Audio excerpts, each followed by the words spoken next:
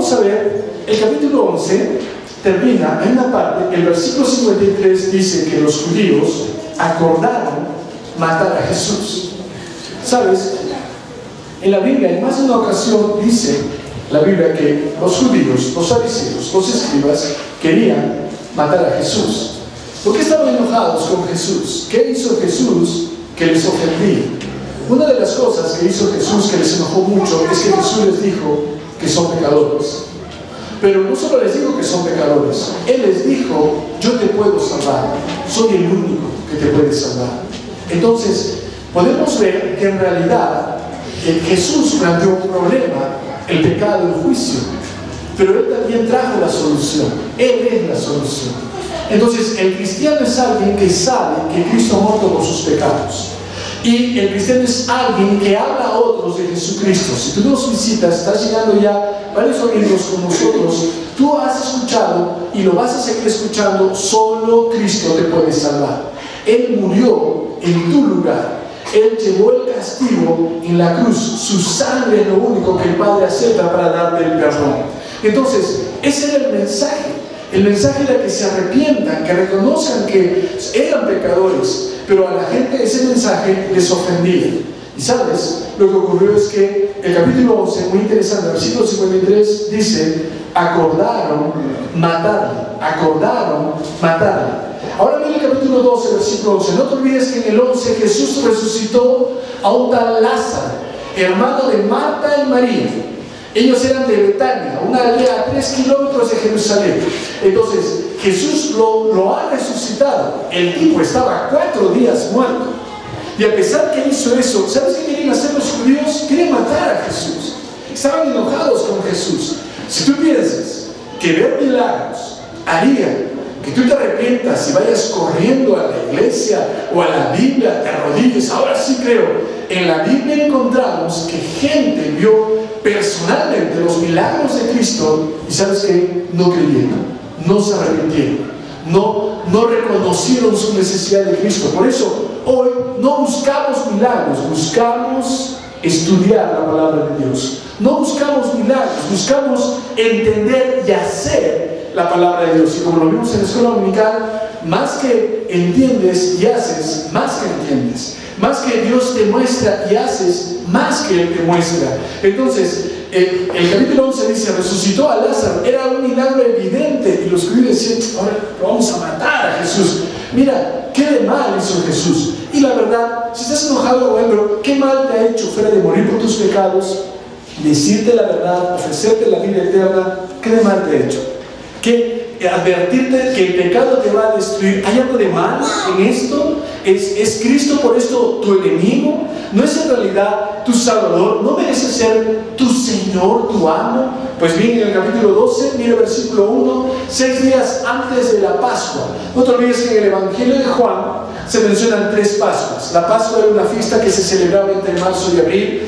Comieron un cordero, recordaban cuando habían salido de Egipto, cuando mataron un cordero, cuando echaron sangre a los costados, encima de la puerta. Esa era la Pascua.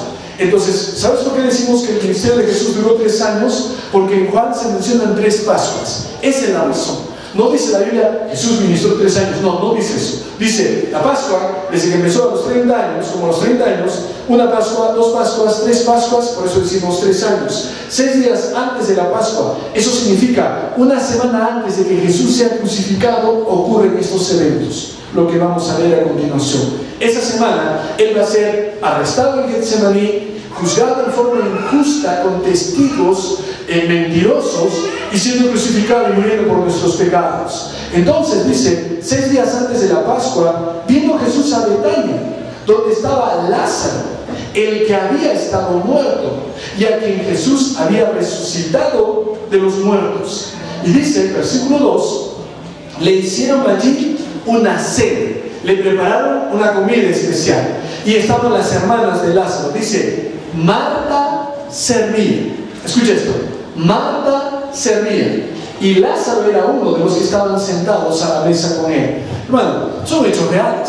Lázaro es el hermano, Marta, María son las dos hermanas. En la Biblia hay muchas Marías, por si acaso, y se distingue esta María, María de Betania, para distinguirlo de otras Marías, María Magdalena, María la madre de Jesús. Entonces era un nombre muy común. Y dice que Marta servía. No sé si te das cuenta, obviamente, esta familia es muy especial para Jesús. Jesús resucitó a Lázaro. Jesús cuando llegó, la gente decía, ¿por qué no vino antes? ¿Y por qué no lo salvó? Pero no lo salvó, pero lo resucitó. Entonces, cuando la gente estaba llorando, Jesús llega y dice la Biblia en Juan 11 que Jesús lloró. Juan 75, el versículo más corto de la Biblia. Jesús lloró. Entonces, Él lloró al ver el dolor de las personas frente a la muerte. Jesús es la resurrección y la vida. Solo Él te puede dar vida eterna, te puede salvar. Y Él lo que hizo con Lázaro, un día lo hará con los suyos, levantarles entre los muertos. Pero quiero que sepas esto: cuando ellos creen, ellos confían en Cristo, les siguen, mira lo que ocurre. Marta servía y Lázaro estaba sentado. Está en comunión con Jesús Lázaro, y Marta, su hermana, está sirviendo. Una de las cosas que ocurre cuando tú te arrepientes y pones tu fe en Cristo, ya tienes relación con Dios. Tu relación está bloqueada por el pecado. Cristo quita la barrera y ya tienes comunión, compañerismo con Dios, ilustrado en ese estar sentado a la mesa con Él. Pero dice que Marta servía. Una de las primeras cosas que quiere hacer un cristiano genuino es servir. Una persona no cristiana es una persona sumamente egoísta. Solo piensa en sí y desea que le sirvan a él, que lo atiendan a él, que le cuiden a él, que cumplan los caprichos de él. Ese es el no cristiano. Pero el cristiano es alguien que dice: yo te quiero servir, Señor, y cuando sirvo a los demás, te estoy sirviendo a ti. Yo te quiero servir, Señor, y cuando te estoy obedeciendo a ti, te estoy sirviendo a ti, Señor. El cristiano es alguien que entiende que su Salvador vino a servir y Él ahora quiere servir. Muchos de los problemas en las vidas de las personas es por su deseo intenso de ser servidos, de ser una persona a quien desea ardientemente que sus caprichos sean satisfechos. Los problemas matrimoniales, familiares, muchos se solucionan cuando se ve la persona como lo que es, cuando el cristiano acepta lo que es, un siervo de Cristo y un siervo para otros. Alguien que sirve, que ayuda, que cuida y que está preguntando: ¿qué puedo hacer por ti? ¿Cómo te puedo ayudar? ¿Cómo puedo ser de bendición para ti? Esta es la base para reparar relaciones familiares. Piénsalo, ¿hay tensión en el matrimonio, hermano? ¿Qué está generando esa tensión? Son deseos tuyos diciendo: yo quiero, a mí me parece, a mí me gusta, o ¿qué tal si cambias esto? Haz la prueba y decides servir. ¿Cómo te puedo ayudar? ¿Cómo puedo ser de bendición para ti? ¿Tienes problemas con tus padres? ¿Por qué no empiezas a decirle: ¿qué deseas que haga, papá? Lo voy a hacer. ¿Qué esperas de mí, papá? Lo voy a hacer. Estoy bajo tu techo, haré lo que tú pides, haré lo que tú indicas. ¿Qué deseas? Haz la prueba y vas a ver cómo empieza a ser transformado tu hogar. Tu corazón empieza a ser transformado. El creyente genuino quiere servir. Vive para Cristo, vive para otros. Es su anhelo, su deseo. No tiene ningún problema en tomar una escoba, literal o figurado, en tomar un trapo y empezar a limpiar y arreglar, porque dice: soy siervo. No llega a la casa a reclamar: ¿dónde está mi comida? ¿Por qué? Porque no está lista todo, mis cosas. No reclama porque dice: soy siervo. Tiene esa disposición, tiene ese corazón para servir. Marta servía, Lázaro era uno de los que estaban sentados. Mira el versículo 3, por favor. El versículo 3 dice: entonces María, la hermana de Lázaro y de Marta, entonces María tomó una libra de perfume de nardo puro, de mucho precio, y ungió los pies de Jesús y los enjugó, los secó con sus cabellos, y la casa se llenó del olor del perfume. Haremos un ratito de María para distinguirla de las otras Marías. María de Betania, hermana de Lázaro y de Marta. María tomó una libra, el equivalente como medio litro, entonces, de perfume de nardo puro. Ese nardo puro era muy caro. Era obtenido de una raíz, la raíz de una planta al norte de la India.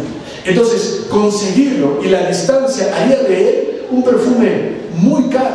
Y de verdad que lo era, porque más adelante vas a ver que es Judas el que dice que ese perfume, parte de la riqueza de María, ese perfume valía como 300 denarios. La gente en los tiempos bíblicos, el sueldo diario era un denario. 300 denarios era el sueldo de un año. Este perfume valía el equivalente al sueldo mínimo de casi todo un año.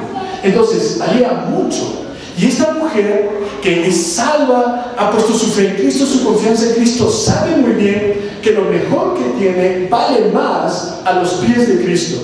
Rompe el perfume. En Mateo y en Marcos dice que el frasco era de alabastro. Hazte de cuenta, algo como la porcelana transparente, de cuello largo, y para sacarlo rompe el cuello, rompe el frasco, y tanto lo que lo contiene como el contenido lo derrama a los pies de Cristo, y dice que lo enjugó, lo secó con sus cabellos. Una mujer, usualmente en los tiempos bíblicos, no se desataba el cabello. El cabello era algo muy valioso para ella. Entonces, y ella, en vez de usar una toalla, usa sus cabellos y empieza a secar los pies de Cristo. Eso es, los enjugó, los secó con sus cabellos. Y la casa se llenó del olor del perfume. ¿Dónde está María? A los pies de Jesús.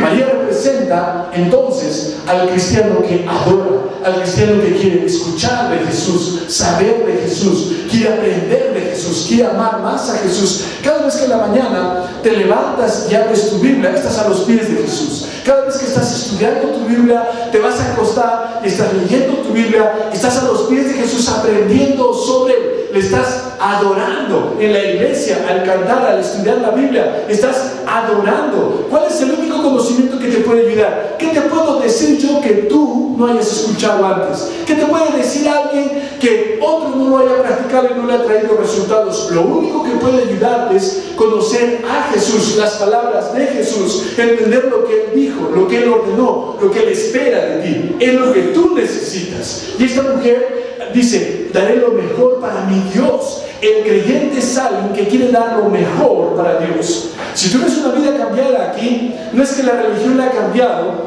o no es que hace cosas porque le prohibimos y la gran mayoría se va a enojar y le va a hacer mala cara si no obedece. No, si ha cambiado alguien aquí es por Jesús. Ha dado lo mejor para Jesús, su juventud para Jesús. Los misioneros cuyas cartas vas a leer es la de jóvenes, adultos, familias que han dicho: haré mi vida para Cristo. Nosotros que estamos acá decimos: vamos a dar nuestros tesoros para Cristo, para que ellos sigan hablando de Cristo. Nos hemos rendido a Él, hemos sometido nuestras vidas a Él. Lo más valioso, nuestro perfume está a sus pies. Mira, cada vez que se habla de María, adivina dónde está siempre: a los pies de Jesús, el mejor lugar. Mira, en Lucas 10, 38 y 39, no te olvides que en un momento volvemos a Juan 12. Lleno de camino, Jesús entró en una aldea y una mujer llamada Marta la recibió en su casa. Esta tenía una hermana que se llamaba María, la cual, ¿dónde estaba María otra vez? Léelo. ¿Dónde estaba María? Sentándose a los pies de Jesús, oía su palabra. ¿Dónde está María? ¿Dónde está María? ¿Cuál es el mejor lugar? A sus pies, adorarle, conocerle. Ahora no estás a sus pies literales, pero si tú estás estudiando su palabra y te sometes y dices: háblame, Señor, estás a sus pies porque estás aprendiendo de Él, sentándose a los pies de Jesús. Mira Juan 11:32. Cuando murió su hermano Lázaro, María llegó a donde estaba Jesús y al verle, ¿qué hizo? Otra vez, ¿qué hizo María? Se postró a sus pies. Cada vez que encuentras a María de Betania, ¿dónde está? A los pies de Jesús. Es donde va a encontrar el creyente el conocimiento que necesita para saber vivir, para saber reaccionar, para tomar decisiones. Ella lo hace. Regresa a Juan 12, por favor. Mire el versículo 4. Escucha con atención el versículo 4.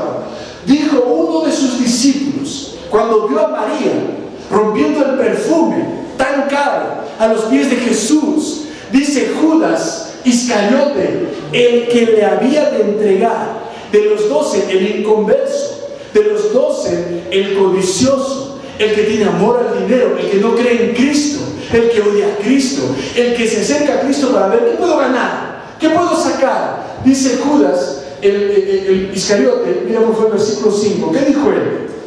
¿Por qué no fue este perfume vendido por 300 denarios y dado a los pobres? ¿Sabes? Quiero decir decirte algo, el no cristiano se opone a que tú vivas para Cristo y des lo mejor de ti para Cristo. No es el cristiano que ama al Señor el que te dice, ¿por qué lees la Biblia? ¿Por qué tanto? ¿Por qué tanto, iglesia? No es el cristiano el que te dice eso. No es el cristiano el que te dice, por cuando oras pierdes el tiempo. No es el cristiano el que te dice eso. ¿Sabes quién es el que dice eso? El no cristiano. Es el Judas de nuestra época el que te dice, ¿por qué tanto Dios, la iglesia? ¿Por qué esperar hasta casarte? ¡Qué aburrido! Porque es el no cristiano el que alimenta tus sentimientos anti-Dios. Es el no cristiano el que se burla del que rindas tu vida, tus recursos, tu tiempo, tu familia a Dios. Es el no cristiano el que empieza a hacer burla de tu decisión de vivir para Dios. Es el no cristiano el que va a hablar así. Y ya sabes dónde va a terminar esa persona. El no cristiano no es la persona que te debe aconsejar acerca de cómo criar a tus hijos, cómo usar tu tiempo, tu dinero, cómo ser mejor esposo o esposa. Es el cristiano que te habla de la Biblia, a quien le ha transformado la Biblia, la persona indicada para decirte cómo agradar a Dios y servir a Dios. Recuerda, es Judas el que se opone. ¿Te imaginas? Ahí está la mujer derramando el perfume y ya está Judas diciendo, hablando con los 12, es un desperdicio. Ese perfume me está tirando, me está malgastando. Si le hubiéramos vendido, tendríamos 300 denarios, el sueldo de casi un año. Imagínate, multiplica 750 soles por 12 y ahí tenemos entonces, tendríamos tanto dinero y lo usaríamos para los pobres. Y siempre tiene otro uso lo que él ve que otros hacen. No habla de lo que tiene. El no cristiano no habla de lo suyo, habla de lo de otros. El no cristiano quiere disponer de las cosas de otros, del tiempo de otros, quiere disponer de los recursos de otros, no quiere hablar de lo suyo. El cristiano dice, yo voy a dar, yo voy a sacrificar, yo voy a rendir mi vida a Cristo, yo. Así habla el cristiano. El cristiano se desprende y dice, le amo tanto, he hecho tanto, que daré lo mejor de mí para mi Dios. Pero el no cristiano dice, un desperdicio, una pérdida de tiempo, por gusto es. Así hablan los Judas de nuestro tiempo. Pero ¿por qué lo dicen? Tienen motivos ocultos. Mira el versículo 6. Pero esto dijo Judas, por si acaso, no porque se cuidara de los pobres, sino porque era negro, porque era ladrón. Le estaba robando de la bolsa. Él sustraía de lo que se echaba en ella.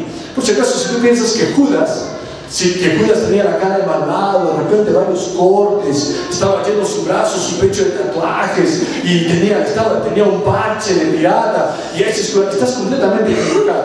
Parece que de los 12, solamente uno era el más culto, educado, y parece que era Judas, el único que no era de Galilea, el único que no tenía, el único que sí tenía un poquito más que los demás, parece que era Judas. Tanta confianza inspiraba que él llevaba la bolsa, él llevaba el dinero. No pienses que Jesús no sabía y le estaban haciendo el cuento a Jesús. Ya sabía, pero era una forma de decir, mira, él puede engañar a los demás, pero no a mí. Y él estaba sacando de la ofrenda. Ese es el motivo oculto. El motivo oculto detrás es ese. Cuando gente se opone a Cristo, se opone, dice, ¿para qué vas a la iglesia? Y sí, ¿verdad? ¿Y por qué quieres que me quede? Para que tomes conmigo, para que peques conmigo, para que juegues conmigo. Es gente egoísta que solamente quiere robarle, son ladrones, robándole la gloria que le corresponde a Dios. Tú no puedes acceder. Tu mejor decisión es servir a Dios. Después de creer en Él, dar lo mejor de ti a Dios. Vivir cada día de tu vida para Dios es lo mejor. Y el día que lo hagas, gente se va a oponer. Tus amigos se van a burlar. No me vengas con, ¿qué es eso que tienes bajo el brazo? ¿Una Biblia? ¿Me parece? No es una Biblia. ¿Qué es? Dime, es un diccionario. No, dime la verdad, ¿qué es? Y gente te va a atacar y se va a burlar. Apenas decidas seguir a Cristo, o sea que ya no vas a ser el de antes, ¿no? O sea que ya no te vamos a ver en las noches de los sábados y en las madrugadas. Ya no contamos contigo, ¿no es cierto? Es que mi vida ha cambiado, sigo aquí. Tonterías. Los Judas de esta época aún existen, aún viven, aún llaman por teléfono y saben qué decir y cómo persuadirte, cómo cortejarte para que cedas al pecado. No lo hagas. Tú debes ser como María y decir, lo mejor de mi vida para Cristo, mi juventud, mi tiempo, mis recursos, mi familia. mi vida entera para Cristo, lo mejor de mí para el Señor. Y eso es, por eso lo hacía Judas. Pero ¿qué responde Cristo? ¿Qué responde Cristo? Mira el versículo 7. Así está perdiendo el tiempo, María, qué tonta, yo no necesito lo que tú das. No hizo eso Jesús. Mira en el 7, ¿qué dijo Jesús? Déjala, para el día de mi sepultura ha guardado esto. A los pobres, mira esto, siempre los tendréis con vosotros, mas a mí no siempre me tendréis. Este versículo lo recordamos cada vez que el presidente el 28 de julio habla de cuánto ha disminuido la pobreza, pero no desaparece. Puedes ir a cualquier país en el mundo y cada uno de ellos te va a decir, todavía tenemos algo de pobreza. Bueno, hay que definir pobreza. Y si no hay pobreza, hay gente que dice, tiene mucho y dice, soy pobre, es su actitud. Nunca está contento el hombre con lo que tiene, siempre va a querer más. Pero Jesús dice, a los pobres siempre los tendréis. A mí, no siempre tendrás la oportunidad para servirme y hacer cosas. Para mí, no siempre. Ahora es el momento, ahora es cuando debes. He visto a personas a veces llegar a la iglesia y son algo indiferentes, no tienen mucho efecto en sus vidas la palabra de Dios, y de repente en una ocasión una persona llegó a una enfermedad terminal y recuerdo cómo lloraba esta persona y decía, si yo estaría bien, y empezaba a hablar y soñar con las cosas que haría para el Señor. Ya, tal vez la historia no va a ser la misma para cada persona, pero hay personas que van a decir, si yo tuviera los recursos de antes, yo sí daría. Si tuviera la salud de antes, el tiempo de y empiezan a lamentar. No siempre habrá oportunidad para servir a Dios. Debes hacerlo ahora. Toma a Dios en serio. Ese es el lamento de muchas personas. No tiene que ser el tuyo. Jesús dice, a mí no siempre. Y dice, para el día de mi sepultura. Porque cuando sepultaban a un judío, lo untaban en perfume para que su descomposición llegue después, mucho después. Entonces Jesús, lo que está haciendo ella, sin saberlo o sabiéndolo, se está adelantando a la sepultura. Cristo está hablando de su muerte esa misma semana. Mira por favor el versículo 9. Gran multitud de los judíos supieron que Él estaba allí y vinieron, no solamente por causa de Jesús, sino también para ver a Lázaro, a quien había resucitado de los muertos. O sea, los judíos, muy curiosos. Hay gente que, vas a encontrar gente que odia a Jesús, hay gente que ha creído y ama a Jesús, pero aquí está un punto medio de gente que igual rechaza a Jesús. Tiene curiosidad, tiene interés, dice, a ver, vamos a ver, ¿qué hay pues? No es curiosidad. La Biblia dice que o estás a favor o en contra. El que no es conmigo, dijo Cristo, contra mí es. Y era gente curiosa que venía a ver a Jesús. A ver, ¿dónde está el muerto? Perdón, el que había estado muerto. ¿Dónde está? Ah, yo te llevé un arreglo de flores. Mira, tiré mi plata, Lázaro ha resucitado, Lázaro, de haber sabido, Lázaro. Y venían a ver, estaban ellos de repente muy impresionados, pero no se habían arrepentido y creído. Y dice aquí que vinieron muchos. Mira el versículo 10. Pero los principales sacerdotes, ¿qué dijeron? Mira, léelo. ¿Qué hicieron? Acordaron dar muerte también a quién. ¿Qué dice en el 11:53? Acordaron matar a Jesús. Y ahora, capítulo 12, acordaron matar también a quién. Así es el odio contra Jesús. Vas a creer, nunca se satisface. Si tú quieres nada con Cristo, te digo esto, tú cada vez te vas a poner peor. Vas a empezar a decir disparates y tonterías sobre Dios, sobre la Biblia, sobre su iglesia. Y en el colmo de la irracionalidad terminarás hasta negando su existencia. Te digo que el pecado lo que hace es bloquear tus facultades, te endurece y embrutece a la vez.